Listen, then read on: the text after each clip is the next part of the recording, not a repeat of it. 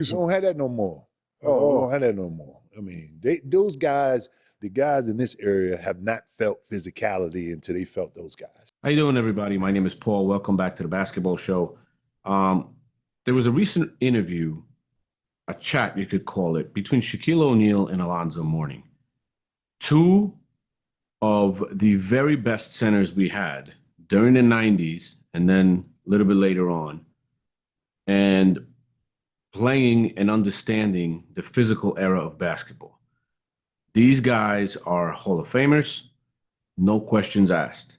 Now, this interview is so interesting because they're talking about today's NBA and players' approach to the game and everything, and I want you to be able to watch it as I watched the interesting parts of it.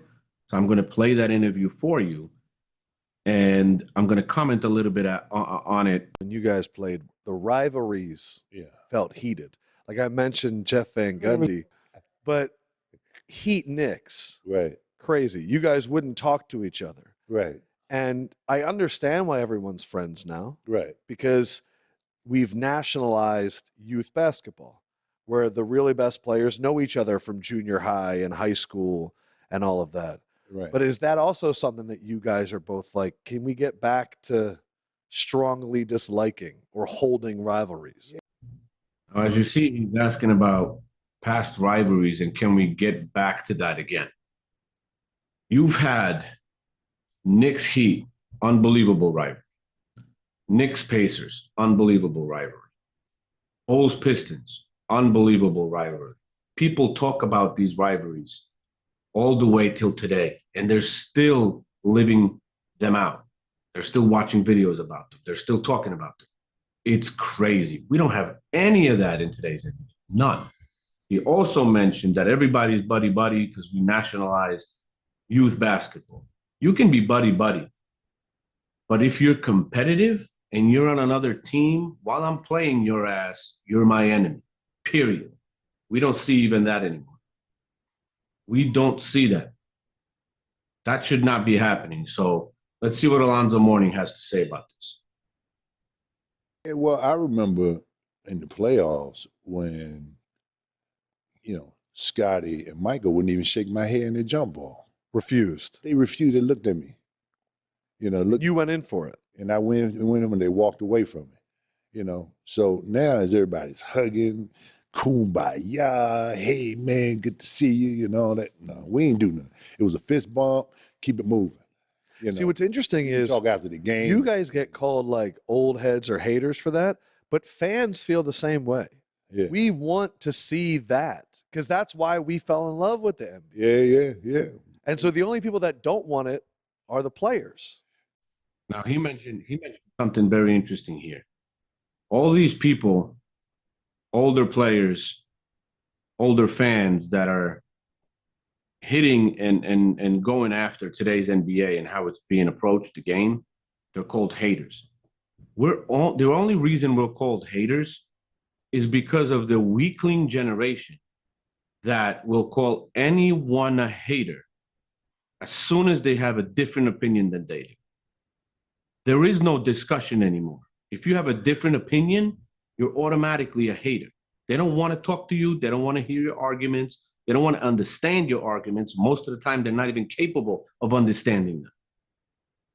That's the case. And that's why this is at where it is.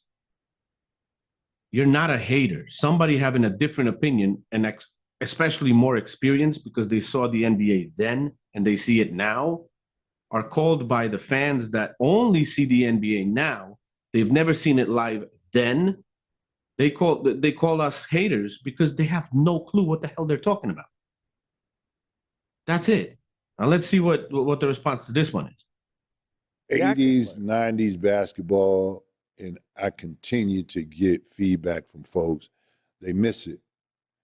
They miss the physicality of the game. They miss the Knicks Heat rivalries. They miss the Chicago Indiana series. They miss those type of rivalries, the intensity level of those games. They miss it. They miss our matchup, going at each other, So I have a witness. My cousin Kenny was in the elevator. on draft day in Portland. I go in the elevator. See that same damn look he got? He looking at me. I'm looking at him. All we hear is ding, ding, ding. So in my mind, I'm like, okay, you don't want to mess with me. I don't want to mess with you either. And that's how we played. So I know for you, you're like, we're rivals. Were you like that too, where you could? Straight up. We were rivals. He He was didn't one, I was smile. two. You know, it was this every time we played against each other. Both first team all rookie, both 20 and 10. And I don't know if white people have that I don't like your face, but black people, we know when we don't like each other. Like he looking at me and like he sized me up like you ain't that big, and I'm looking at him like, oh, you don't look that thick. I think it was just crazy. So think about today's NBA and this situation that you just heard about Shaq and Mourning being in the same elevator, not talking to each other because they're rivals. They don't like each other. They're going against each other. They're competitors. You know what I'm saying? Imagine that in today's NBA. In today's NBA, you get that kind of a situation. Two guys in that elevator, whoever it might be, LeBron James, Kevin Durant, I don't know. They're sitting there enjoying themselves, flipping a bottle or something, just having fun, hugging each other, joking around with each other. You know, we're about to play a game together. Let's go out there and, you know, give these people a good show, and, you know, don't go too hard on me and don't go too hard on you. I'll let you score your points. You let me score your points. That's how I imagine today's NBA. It's ridiculous. It's such a big contrast. There's nothing that could even be done except for bringing the rules back, kind of denationalizing the youth basketball. So these guys are actually rivals and competitors, not best friends before they even come to the league. This is destroying the whole approach that we felt in love with watching the NBA. So this is just bad. You mentioned the difference between our era and new era. You see anybody that's playing like we played? To answer your question, do I see anybody? Embiid, you know, I think about big man, you know, and I think the Joker has kind of revolutionized our position. He really has, you know, because, you know, he has incredible touch, the hooks that we had inside, you know, little turnarounds and everything, up and unders, you know, he's got the footwork and everything, same stuff we used to do. But the way he passes the ball, and occasionally he steps out there and he shoots that three, you know, he hits it. There's timely shots that he hits from out there. It's not a heavy volume of shots out there, you know. I don't like to see bigs with a heavy volume of threes, you know, because I think, you know, I think you first of all, you're not using your size to your advantage to help your team, number one. You know, there's a reason why you're called a big man. Use it to your team's advantage. You know, you're closer to the rim when you stand in the paint. So use it to your advantage, you know. So I don't like it when guys, Wemby, I look at him, you know, I see his skill level out on the perimeter, you know, and I'm like, Jesus, if I'm not that long and tall, I want to be closer to the basket as I can, you know. But I see his skill level outside, you know, and it's working to his advantage. But it's imagine if he put a little bit more emphasis in the painted area, you know. And then I see guys like Embiid, you know, God willing, he stays healthy. He's probably the closest thing to us, you know, dominating in the paint, you know, if he stays healthy, you know. You said the other day he's not playing back-to-backs. Now, put on your general manager hat. You approve of that or you disapprove? I disapprove. Now, I do agree with the Joker assessment. Joker is a player that I think would be very good and would actually probably thrive in that era of Mourning, Shaquille O'Neal, Patrick Ewing, those players. They're talking Embiid, and Mourning mentions at the end of his reply to that Embiid is the closest one to them as long as he stays healthy. Talent-wise, yes, I can agree. But mentality-wise, not even close. The guy would just not be able to play in that era. I'm sorry, but I remember Patrick Ewing, let's say from the Knicks, I'm a Knicks fan, with a torn Achilles or partially torn Achilles playing in the playoffs against the Indiana Pacers. Could you imagine a player like that playing today? Later in that series, he completely tore it, and he wasn't available in the NBA Finals when they played the San Antonio Spurs. But look into that 1999 playoffs. Ewing was playing with an injured Achilles, which tore during the Indiana series, which is crazy. I believe he tore it in the end of the first game. He wasn't available already for the second game against Indiana. So there's no comparison to me. Mentality is not there. Joker's probably the closest one, and I would see Joker playing injured. I could actually see him. He comes from that background that I would actually see him, and I think he is the closest in the NBA today that could play in that tough era against these guys like Mourning and Shaq. Well, first of all, we come from a different era, big fella. You know, I mean, we do. Don't be nice, Alonzo. I'm not. Listen, You've literally watched it. I'm an executive, so I can't just be bashing these players. Good You know point. what I'm saying? So, but I have a biased opinion. Obviously, I do. I got a biased opinion say because it we for you. played in an era which we was played physical. a whole lot of back to Yeah, back, but it was and we were physical. hurting. It was physical. And it This was era is physical. not physical, No, so it's I not don't know why you're not playing back It's to not. back. What percentage of NBA players do you think can handle the way that you guys used to work and the way how physical and how demanding? How many NBA players today? Zero? It's a couple that got the end of us, like LeBron and KD and those guys, but new ones, I don't know. Hard to say. Big guys, maybe Joker. Maybe Joker. Maybe Joker. You know what?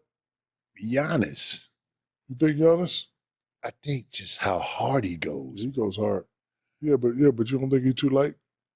I think he would have. Yeah, I mean, he still takes a beating though. He does. You know what I'm saying? Yeah, he takes a beating. I think Giannis, man, he's so. I mean, he's cut up like I was.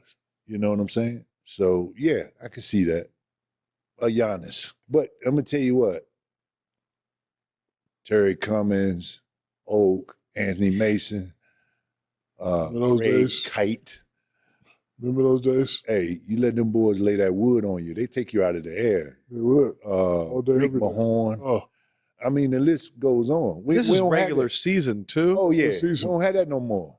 Oh. We don't have that no more. I mean, those guys, the guys in this area have not felt physicality until they felt those guys. Wow. Oh my God, Buck Williams? Are you kidding me? I mean, come on, man. The physicality of the game back then, it was unreal, you know, which is another reason why I stayed in the weight room. I had to stay strong. Otherwise, they will break you down. If you go back in my videos, I've been saying all this stuff for months now. The same exact stuff these guys are pointing out. Hall of Famers, long NBA careers, NBA veterans. I've never played in the NBA. I've been saying stuff for months that they're now saying and they're now seeing, and the NBA is just going to go downhill and get totally demolished and destroyed if it doesn't go back to the way basketball used to be played. Rivalries, toughness, more physicality. I'm not saying fighting on the courts here. I'm saying more physicality, rivalries, dislike between players. People don't like everybody liking each other and patting each other on the back and all that other stuff. That's not what sports and competition is about. When you're during the game, when you're in the playoffs, when you're playing against a team or whatever, you're not buddy-buddy. You are mortal enemies when you are against each other. You don't join each other to help win each other rings and things like that. You don't do that. So the level that we got to in the NBA now and the ratings falling so far down right now are exactly the result of the weak leadership the NBA has with Adam Silver and the culture that he brought into the NBA. This is my opinion, and this is 100% true, I believe. Adam Silver should have nothing to do with leading the NBA. We should have an ex-NBA player leading the NBA, not somebody like Adam Silver. This guy looks like he used to play basketball in high school or whatever, got constantly beat up, was too weak to play against tough opponents. So he changed all the rules in today's NBA because he's the leader of it to kind of help himself deal with his ghosts from the past. I mean, it's terrible what we have right now. The product that we have right now is just not good, and I hope this changes.